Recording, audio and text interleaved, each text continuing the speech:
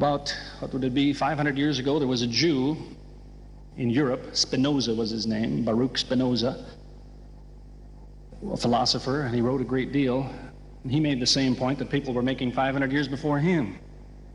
He was frustrated when the Christians would come to him and say, God became man. He would say, what do you mean? God became man. See, I know what is God and I know what is man, and I can imagine that what was God turned into a man. It's not God anymore. He used to be God. Now he's a man. I can understand that. That at least makes some sense. But that's not what the church teaches. They say God became man, but he was still God. And that causes a problem.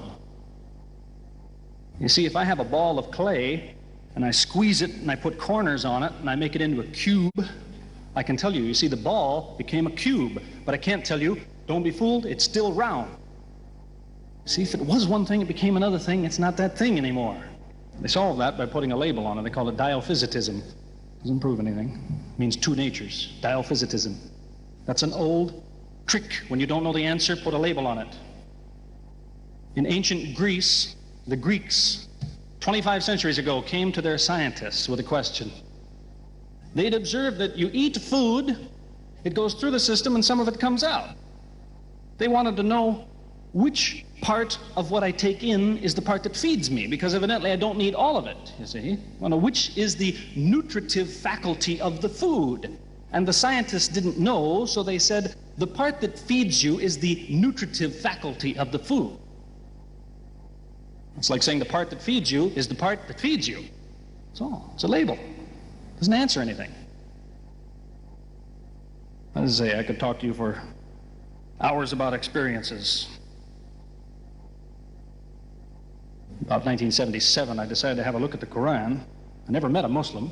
I lived 100 kilometers from the nearest Muslim. See, what interested me was what non-Muslims said about Muhammad. There are books and books written about Muhammad that tell you, one thing we know for sure about this man, he had an outside source of information. One book I've got says the Quran was written by a committee, because they've established so well that there's information in there that an Arabian shouldn't have known. He must have had someone from the outside bringing him this information. So they say, one thing we know for sure, he had an outside source of information. Now, he said this book was a revelation. So they say, you see, he was a liar. He got it from somewhere, he put it in a book, and he gave it to someone, telling him it was from God. He was a liar. Other people write books and books on the subject of Muhammad, and they say, one thing we know for sure, he thought he was a prophet. He was crazy. Because they look at his life very carefully, and they see episodes like, for example, when he hid in the cave with Abu Bakr. He was running from the whole city who wanted to kill him, and he hid in the cave, and when the Meccans came running up to the cave to kill them, what did he say to his friend? Did he tell him, see if you can find a back way out of the cave? What he told his friend was, relax. He was telling him, you know, I see what you see, but he said, God is with us. God will save us. So people on that basis, they say, you see, he thought he was a prophet. He thought God was with him because he said things like that. He wasn't a liar. They never seem to realize that one man can't be both. So you can't be a liar and a crazy man at the same time. If you think that an angel gives the words of God in your ear, and somebody says, I have a question for you, what does God tell you about this thing? I'll want to hear an answer tomorrow. If you're a crazy man, if you think an angel whispers in your ear, then you don't sit up that night thinking, what will I tell him tomorrow? What can I find? Who knows the answer? You're crazy. You think the angel will tell you the answer. You don't go and look it up somewhere. So you can't be a liar and a crazy man at the same time. You can be one or the other or neither, but you can't be both. You see, I read two non-Muslim biographies of Muhammad. One was by Rodenson, who was an atheist who hated the man. But many interesting things come up about his life that I had to wonder about. One story that's told is that when he was an older man, he had a son named Abraham. The son died when the child was 2 years old. The same day the boy died, there was an eclipse of the sun. The sky went dark. And the Muslims came running to their prophet and said, "Look, it's a miracle. Your child died and the sky went dark in sadness." It occurred to me, see, if he was a crazy man, he'd probably believe what they said. He'd probably think, yes, it's a miracle. My child died, the sky is dark. Yes, it's a miracle. If he was a crazy man. If he was a liar, he would have taken advantage of it. He would have said, yes, right, my child died, the sky is dark, you tell everyone, it proves I'm a prophet. It's a miracle. But what did he do? He became angry with the Muslims. He told them that was nonsense. He was angry with them. How dare you say that? He said, the sun and the moon are signs of God, and they don't worry themselves about the birth of a man or the death of a son of Muhammad. Doesn't look very crazy. He doesn't look much like a liar. Now, you have a third alternative, of course, which people tell you all the time. They say, no, he was not a liar. He was not a crazy man. He was deceived by the devil. Deceived by the devil. It's an interesting idea, but whatever you say, you better be ready to back it up. There's a lot of difficulties with that idea. For example, there is a verse in the Quran which tells the reader about a good habit to develop.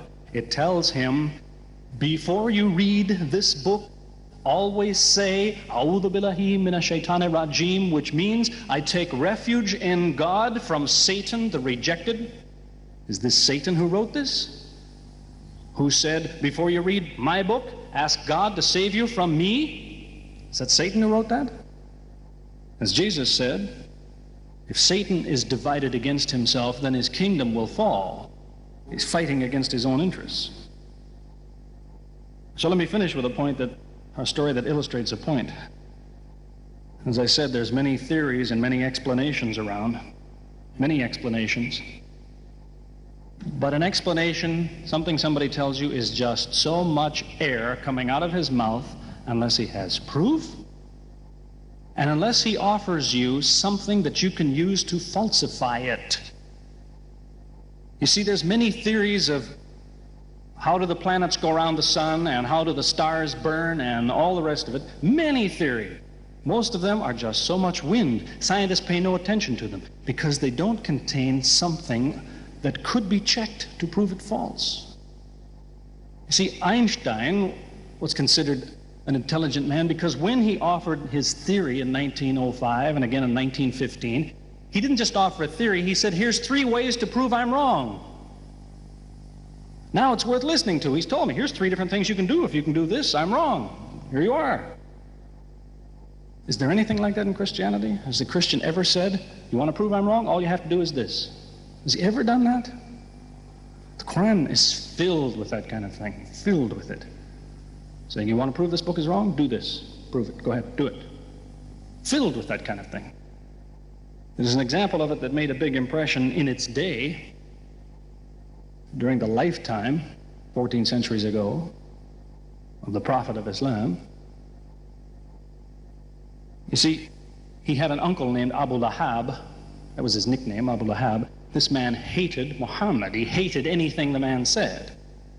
He used to watch him going through the city, and if he saw him talking to someone, he waited till they split up. He'd go after the man he spoke to and take him and say, what did Muhammad tell you? Whatever it is, it's a lie. Did he tell you day? It's night. Did he say black? It's white. Exact opposite. Whatever he heard the Muslims say, he said the opposite. That was the way his mind worked. There's a little chapter of the Quran called Lahab, and it says about this man that he'll never change. It condemns him to hell, Jahannam. You see, if the man had ever become a Muslim, the Muslims would believe, well, now he's not condemned anymore. You see, for 10 years before Abu Lahab died, that was a part of the Quran.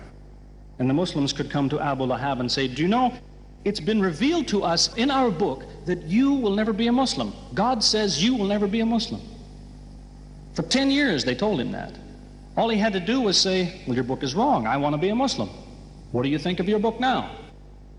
That's all he had to do. He had 10 years to think about it. And that's the way he was. See, if somebody is your enemy, you don't come to him and say, you want to prove I'm wrong? Here, say this. Come on, say it. If all you have to do is say the words and I'm wrong, you finish me. He never did it.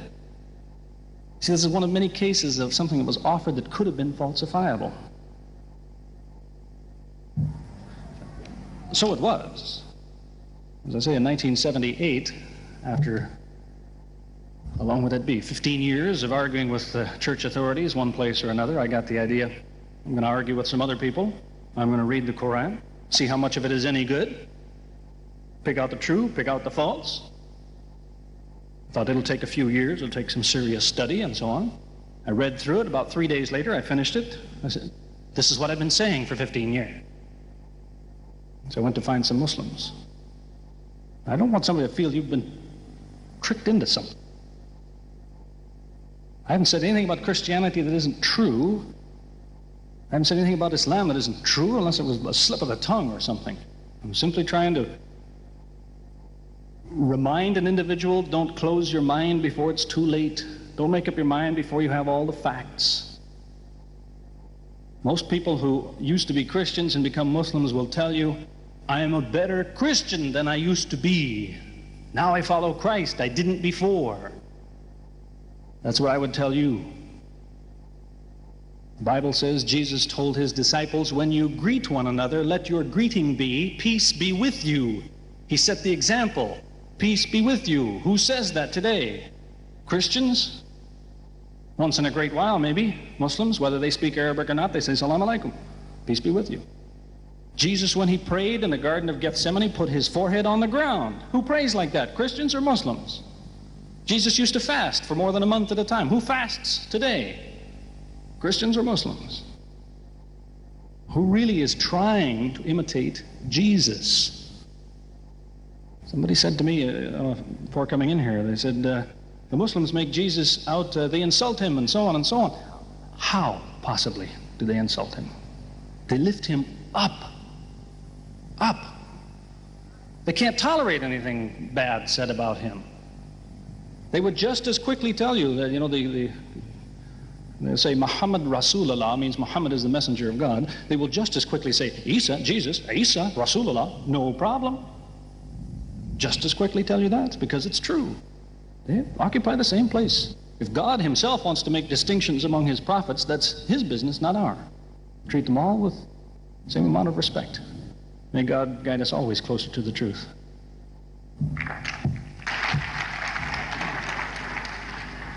Mr. Gary Raymond Miller, thank you, sir.